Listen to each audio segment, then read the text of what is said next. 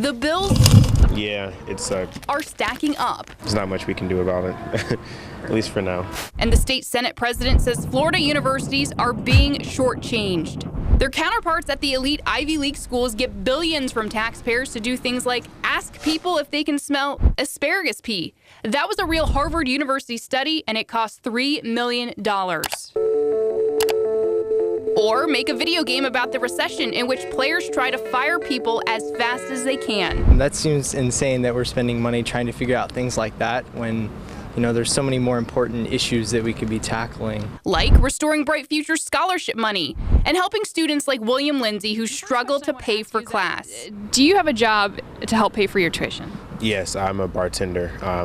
I work nights until like 2, 3 in the morning to help me pay for school. Here in Florida, tuition at public universities has gone up almost $2,500 since 2008.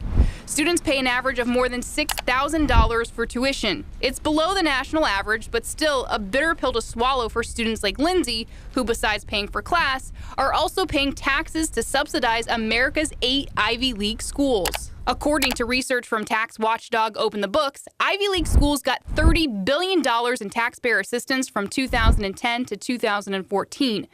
Over the course of a 4-year degree, that comes out to around $102,000 per student annually. Public universities get only a fraction of that, around $15,000 per student. I have a friend who's also doing a double major, and he has a job or two, and it's hard for them to even focus on their studies.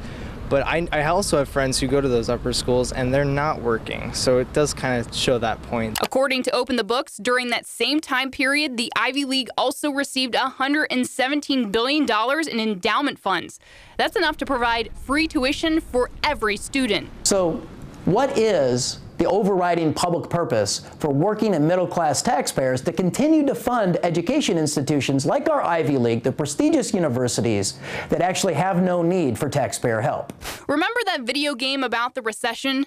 Taxpayers doled out $137,000 to Dartmouth College for that, while some researchers at public universities here in Florida don't get a dime. A lot of the people that are doing research here, they have to apply for grants, and sometimes they don't even get them. Columbia University got $5.7 million to fund a computer game called Future Coast. Players listen to voicemails from the future warning about climate change. Meanwhile, in real time, students like William Lindsay put off sleep to study. Having to stay up for long hours doing homework and then having to go to work and then having to finish it for the next day, it gets to be very strenuous. Working and paying for himself and other students too. Marissa Lynn, Fox 13 News.